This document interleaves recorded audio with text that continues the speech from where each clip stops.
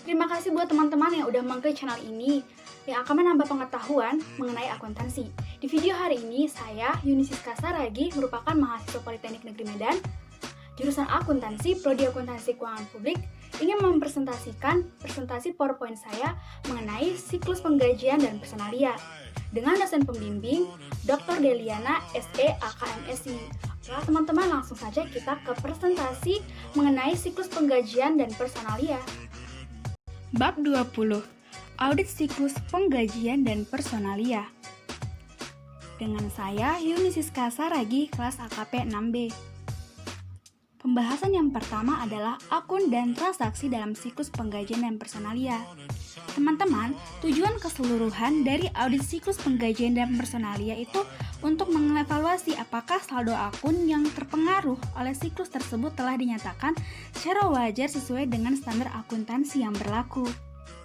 Kita ke fungsi bisnis dalam siklus penggajian dan personalia serta dokumen dan catatan terkait. Pembahasan yang pertama kita akan membahas yaitu sumber daya manusia, teman-teman. Sumber daya manusia ini merupakan departemen sumber daya manusia yang menyediakan sumber yang independen untuk mewawancarai dan merekrut personil yang memenuhi kualifikasi. Nah, di dalam sumber daya manusia ini terdapat yang namanya catatan sumber daya manusia.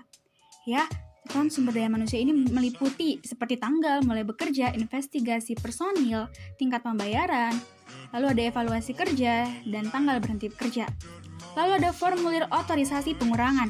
Nah, ini merupakan formulir yang digunakan untuk mengotorisasi pengurangan gaji, termasuk jumlah pembebasan untuk pemotongan pajak.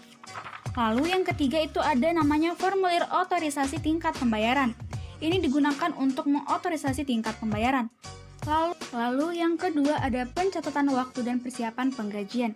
Pencatatan waktu dan persiapan penggajian merupakan hal yang penting dalam audit penggajian karena mempengaruhi secara langsung beban penggajian selama setiap periode. Nah, di sini nanti terdapat kartu waktu, itu tentang adalah dokumen yang mengindikasikan waktu per jamnya karyawan mulai dan berhenti bekerja.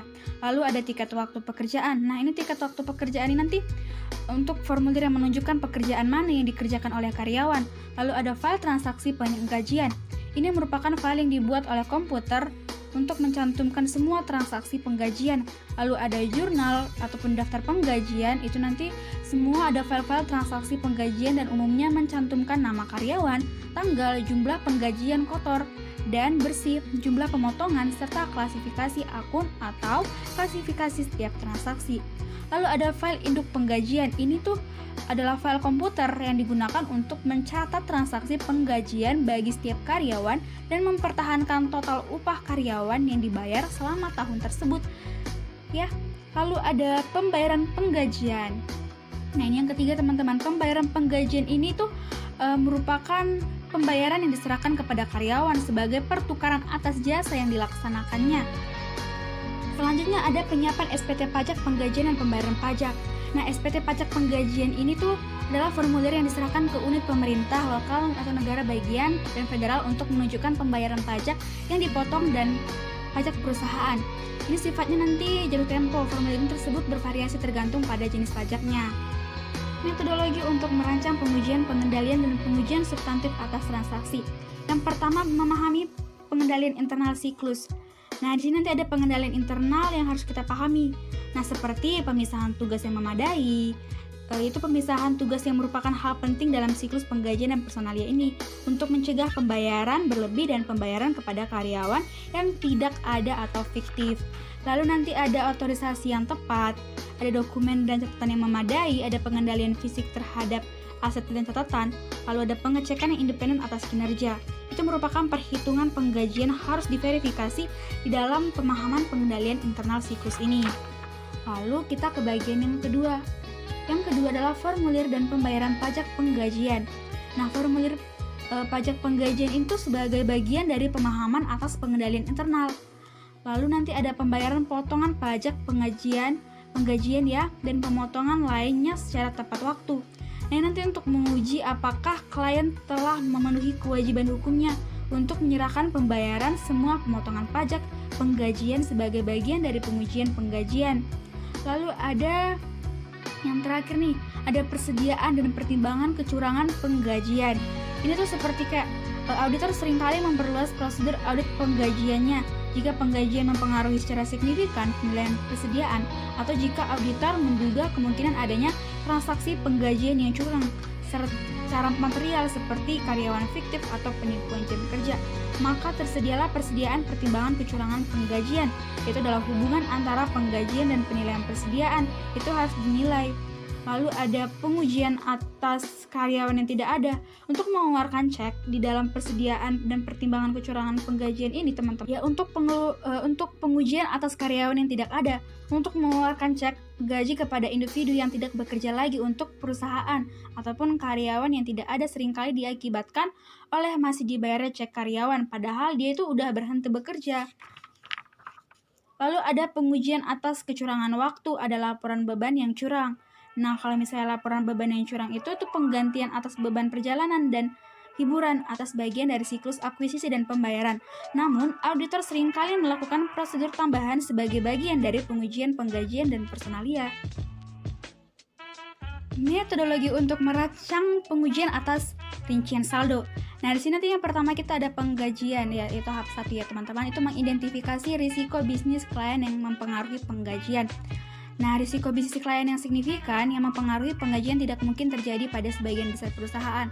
Akan tetapi, auditor itu harus memahami kemungkinan yang terjadi peristiwa tersebut. Nah, contohnya ada risiko lainnya termasuk peristiwa seperti renegosiasi kontrak, serikat kerja, dan klaim diskriminasi. Di mana nanti si auditor ini tuh harus memahami kemungkinan terjadinya peristiwa tersebut dan menentukan pengaruh potensialnya terhadap laporan keuangan termasuk pengungkapan catatan kaki. Lalu menetapkan materialitas kinerja dan menilai risiko inherent. Nah, di sini kebanyakan perusahaan memiliki sejumlah besar transaksi yang melibatkan penggajian, seringkali dengan total nilai yang besar. Akan tetapi, akun-akun neraca biasanya tidak berjumlah signifikan kecuali tenaga kerja yang dibebankan ke persediaan. Lalu ada menilai risiko, pengendalian, dan melaksanakan pengujian yang terkait. Nah, di sini nanti tuh tentang membahas penilaian risiko pengendalian, pengujian pengendalian, serta pengujian substantif atas transaksi yang berhubungan. Lalu kita akan membahas tentang melaksanakan prosedur. Dalam melaksanakan prosedur, itu ada namanya prosedur analitis ya. Untuk melaksanakan prosedur analitis ini tuh penting dilakukan seperti ada salah saji yang mungkin terjadi gitu.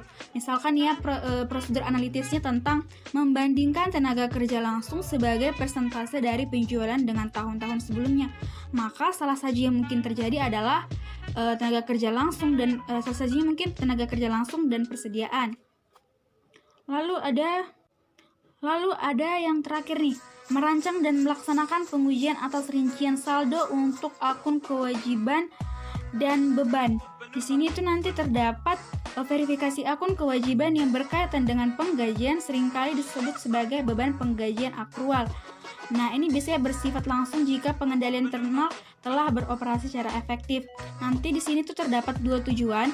Yang pertama itu akrual dalam neraca saldo telah dinyatakan pada jumlah yang benar.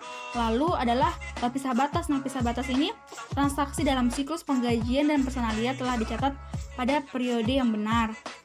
Untuk perhatian utama dalam kedua tujuan ini terdapat tuh yang harus diperhatikan adalah jumlah potongan dari gaji karyawan, gaji dan upah akrual, komisi akrual, lalu ada bonus akrual, ada pembayaran cuti liburan atau cuti sakit, atau tunjangan akrual lainnya, ada pajak penggajian akrual, pengujian atas rincian saldo untuk beban, lalu ada kompensasi penjabat, ada komisi, ada total penggajian, ada beban pajak penggajian, tenaga kerja kontrak, lalu ada tujuan penyajian dan pengungkapan. Nah, tujuan penyajian dan pengungkapan ini tuh diperlukan untuk transaksi siklus penggajian dan personalia tidak mendalam. Oke, terima kasih telah menonton video presentasi saya. Thank you. Sudah menonton video ini, semoga bermanfaat bagi teman-teman. Terima kasih.